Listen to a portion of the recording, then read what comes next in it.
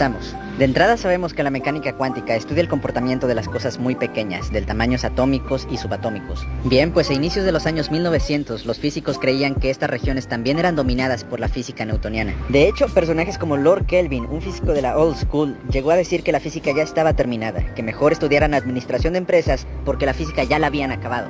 Lamentablemente se equivocaba, porque tan solo un año después, en 1901, llegó Max Planck y demostró que la radiación de un cuerpo negro estaba cuantizada. Esto significa, según Max Planck, que la radiación no es continua, sino que está hecha de pequeños paquetes de energía, que Max Planck le llamó cuantos. Sin embargo, a Max Planck no le gustó su propia creación, y creía que solamente era un resultado matemático que no correspondía a la realidad, hasta que llegó Albert Einstein y le dijo, wow, espérate ahí mi chato, y demostró con la hipótesis de Planck que si le avientas luz a una placa de metal, esta suelta electrones. Y no solo eso, sino que la luz eran ciertos paquetes que tenían energía igual a una constante por la frecuencia de la luz. Este era el mismo postulado con el cual Planck explicó el cuerpo negro, con lo cual Einstein demostró que no eran solo matemáticas y era algo del mundo real.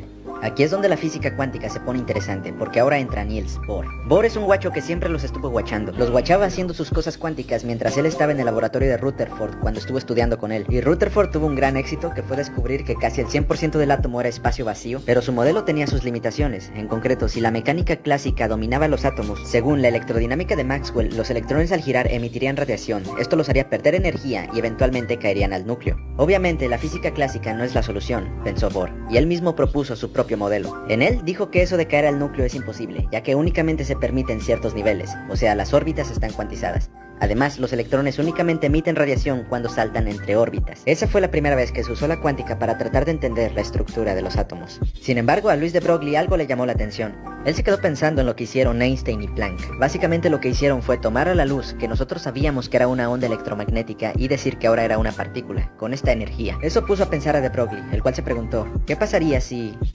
No creo.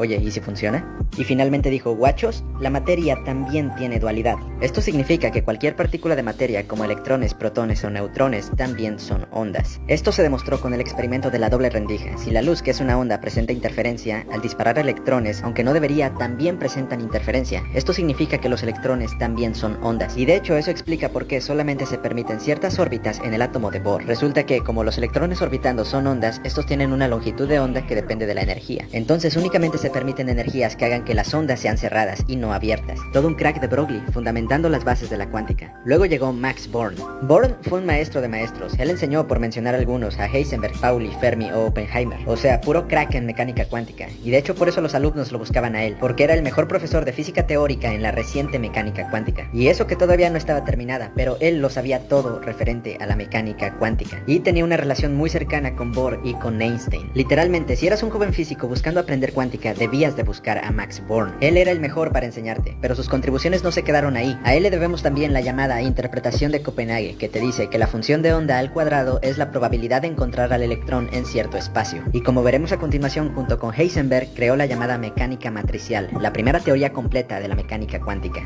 Simplemente Max Born. Y hablando de uno de sus alumnos más destacados, hablemos de Heisenberg. A Heisenberg le gustaba el alpinismo y todos sabemos que era un crack en física teórica. Lo de la mecánica matricial lo descubrió cuando apenas tenía 23 años. Heisenberg observó que el modelo de Bohr tenía un problema. Funcionaba perfectamente bien para el átomo de hidrógeno, pero no funcionaba para el resto de elementos de la tabla periódica. Así que lo que Heisenberg dijo fue que nos olvidáramos de las órbitas y dejar de usar esta obstinada similitud como si fueran planetas orbitando el Sol, porque no lo son, los átomos no los podemos ver. En vez de eso, Heisenberg propuso que usáramos las cosas que sí podíamos medir de los átomos, lo que él llamó observables. Y con estos observables, él, junto con Born, que Born tenía más experiencia en álgebra lineal, construyeron una teoría basada en matrices, que esta fue la primera teoría de la mecánica cuántica que funcionaba para todos los elementos, la mecánica matricial, y algunos años después se dio cuenta de que había una incertidumbre entre dos de los observables que propuso, la posición y el momento. Pero fue la mecánica matricial lo que le valió el premio Nobel de Física, en la misma ceremonia en la que se lo entregaron a Schrödinger y a Dirac. Así que ahora hablemos de Schrödinger. ¿Por qué le dieron el Nobel? ¿Por matar gatos? No, nada de eso. Le dieron el Nobel de Física porque él llegó a otra formulación independiente de la mecánica cuántica, la llamada mecánica ondulatoria. Esta es basada en ondas en vez de matrices, por lo cual fue un gran alivio para los físicos de la época porque ellos preferían las ondas sobre el álgebra lineal. Einstein y de Broglie se lo agradecieron infinitamente. De hecho, ¿te acuerdas que la propuesta de Broglie fue decir que la materia también es una onda? Bien, pues de ahí sacó Schrödinger la idea para su formulación. Él siguió investigando esta línea de pensamiento y llegó a la ecuación de Schrödinger, que también se puede aplicar a cualquier elemento, y a diferencia de la mecánica matricial, sí te permite dibujar los orbitales y darte una idea de cómo son los átomos. Y luego adoptó un gato.